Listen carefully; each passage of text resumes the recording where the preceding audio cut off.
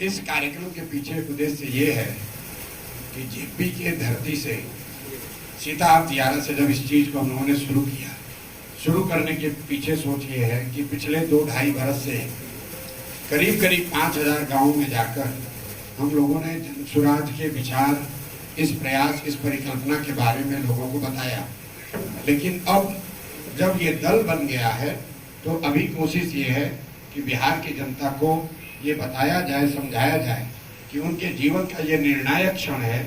आज से करीब 50 साल पहले जिस जेपी ने संपूर्ण क्रांति और व्यवस्था परिवर्तन की बात कही थी, इसी बिहार की धरती से कही थी।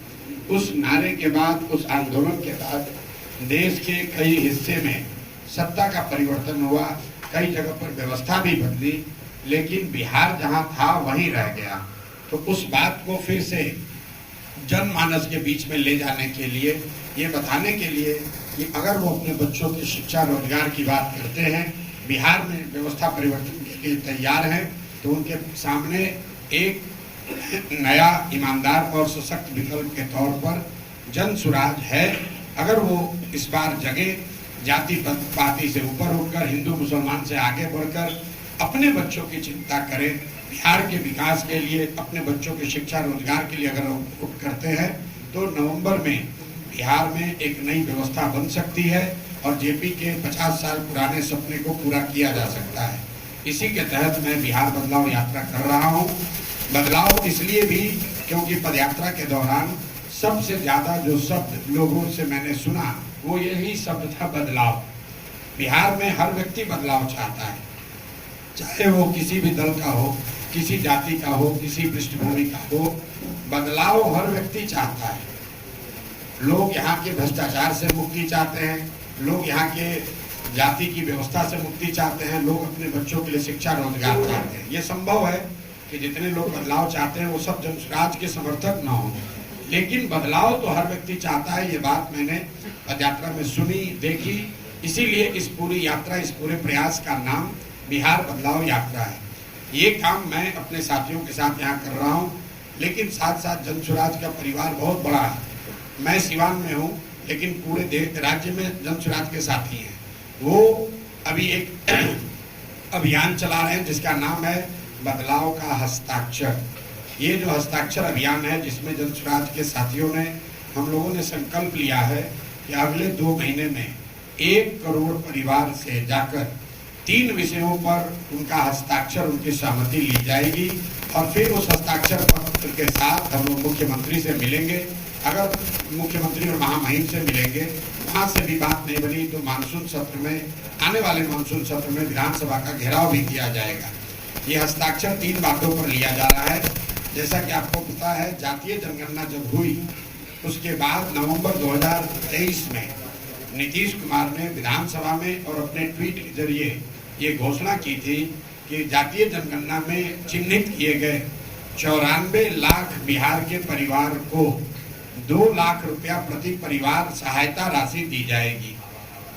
जहां तक हम लोग की समझ है, अभी तक किसी भी एक भी परिवार को 1 रुपया भी नहीं दिया गया है। तो बदलाव के हस्ताक्षर का पहला मुख्य बिंदु ये है कि जातीय जनगणना के बाद किए गए 2 लाख रुपए प्रति परिवार देने की, सहायता राशि देने के वादे को कब पूरा कीजिएगा।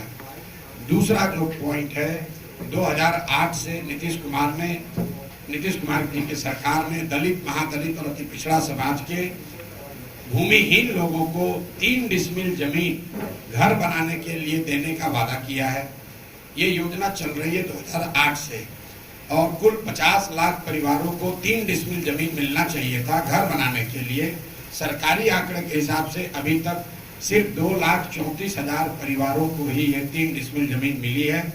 सिवान भी उससे अछूता नहीं है। इसमें भी 2,34,000 जिन लोगों को पिछले 15 साल में जमीन मिली, इसमें भी प्लानिंग कमीशन का, नीति आयोग का जो रिपोर्ट बता रहा है, 1,20,000 परिवार ऐसे हैं जिनको सिर्फ जमीन कागज पर ही मिली, अभी तक उनको पोजेशन उसका नहीं मिला।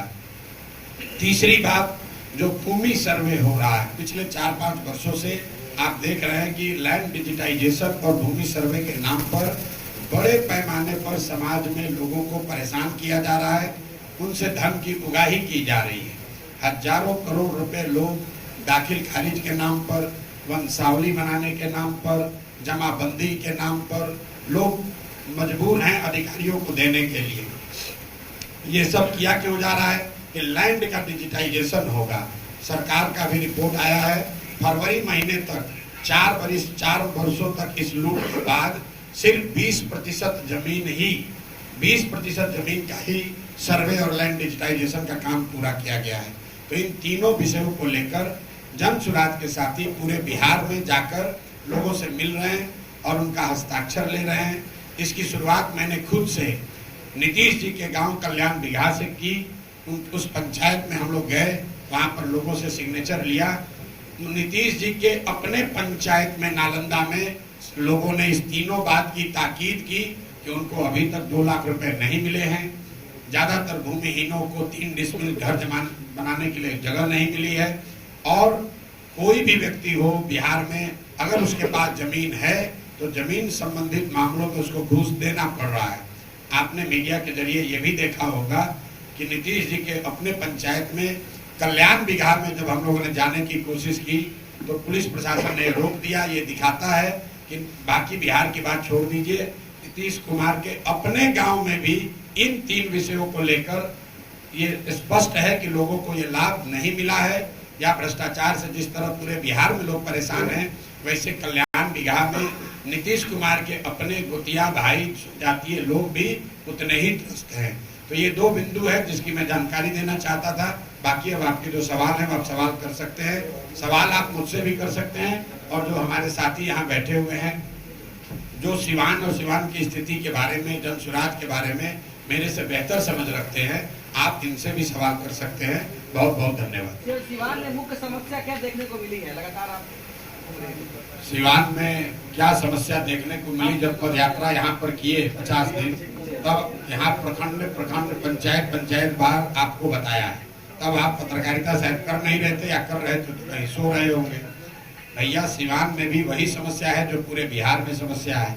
यहाँ पर सबसे बड़ी समस्या शिक्षा की है, दूसरी सबसे बड़ी समस्या बेरोजगारी की है, तीसरी सबसे बड़ी समस्या भ्रष्टाचार की है, और बाकी अगर पंचायत और प्रखंड वाइज क्या समस्या है, कहाँ जल जमाव है, कहाँ नहरों में पानी नहीं आ रहा है, ये जानना है तो उसके लिए आप हमारे साथ चलिए, या हम लोगों ने जो पंचायत प्रखंड वाइज रिपोर्ट जारी किया उसको पढ़िए, पढ़ कर आइए और बताइए कि सर आपने यहाँ बताया है कि नहर से पानी नहीं आ रहा है, लेकिन नहर में पानी आ रहा है।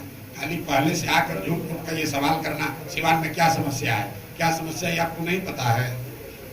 आप पत्रकार वार्ता, आप प्रेस वार्ता में आए हैं तो कुछ तैयारी करके आइए। सिर्फ वो सवाल पूछने का कोई मतलब नहीं है जिसका जवाब सैकड़ों बार दिया जा चुका है।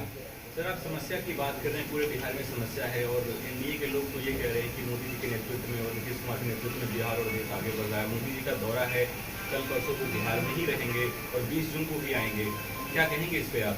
देखिए, मोदी जी प्रधानमंत्री है देश के तो स्वतंत्र हैं, कहीं भी आ सकते हैं। लेकिन बिहार की जनता या देश की जनता ये समझती है कि मोदी जी ज्यादा वहीं जाते हैं जहां चुनाव रहता है। अभी इससे पहले महाराष्ट्र में चुनाव था तो मोदी जी महाराष्ट्र में दिख रहे थे, अभी बिहार में चुनाव है, बिहार में दिखेंगे। इसमें कोई दिक्कत नहीं है, लोकतंत्र है, सबको प्रचार करने का अधिकार है। दिक्कत 2 बातों से है। पहली बात कि जब आप बिहार में आ रहे हैं, अपने दल का प्रचार करने आ रहे हैं, तो कृपा करके बिहार की गरीब जनता के पैसे से आकर प्रचार मत कीजिए। हम लोग को आप कुछ दे नहीं रहे हैं तो बिहार की जनता का पैसा लेकर यहाँ पब्लिक मीटिंग क्यों कर रहे हैं?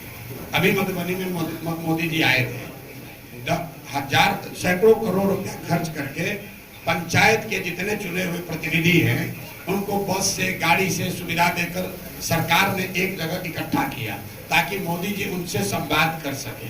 अब संवाद में मोदी जी ने क्या कहा? क्या उन्होंने बिहार की पंचायती राज की व्यवस्था को सुदृढ़ करने की बात कही? क्या उन्होंने ये कहा कि पंचायती राज की संस्थाओं को यहाँ ज्यादा पैसा संसाधन दिया जाएगा? उन्होंने ये कहा कि सहरसा से एक नई वंदे भारत ट्रेन चलेगी जिससे श्रमिक परिवार के बच्चे गुजरात और मुंबई में आसानी से जा सकेंगे। आप जरा देखिए क्या दुर्दशा है बिहार की। मोदी जी देश के प्रधानमंत्री हैं तो गुजरात के भी प्रधानमंत्री हुए, महाराष्ट्र के भी प्रधानमंत्री और बिहार के भी प्रधानमंत्री। अभी मोदी जी गए थे कच्छ। कच्छ में उनका भाषण सुनिए। उन्होंने कहा दुनिया के सबसे बड़े सोलर पार्क में एक सोलर पार्क हमारे कच्छ में बन रहा है। जब वो जाते हैं गुजरात तो बात करते हैं सोलर पार्क की, गिफ्ट सिटी की, इन्वेस्टमेंट समिट की, बुलेट ट्रेन की। वही मोदी जी जब बिहार आते हैं तो हम लोग को कह रहे हैं कि हम लोग आपको ट्रेन देंगे ताकि आपके बच्चे यहाँ से बैठकर, श्रमिक परिवार के बच्चे यहाँ से बैठकर महाराष्ट्र और गुजरात जाएंगे फैक्ट्रियों में काम करने के लिए। मैं इस बात का सीधे तौर पर विरोध कर रहा हूँ। हम लोग को ऐसा ट्रेन नहीं चाहिए जिसमें बिहार के बच्चे जानवर की तरह बैठकर मजदूरी करने के लिए दूसरे राज्यों में जाए। मैं उन लोगों में से नहीं हूं जो ट्रेन की घोषणा पर ताली बजाता है। ट्रेन चलनी चाहिए, लेकिन ट्रेन इसलिए नहीं चलनी चाहिए कि बिहार के बच्चे उसमें मजदूर बनकर दूसरे राज्यों में जाएं। मोदी जी बिहार में आ रहे हैं तो उनको ये बताना चाहिए कि 1,25,000 करोड़ का जो पैकेज उन्होंने घोषित किया था 2015 में, वो पैसा उन्होंने बिहार को भेजा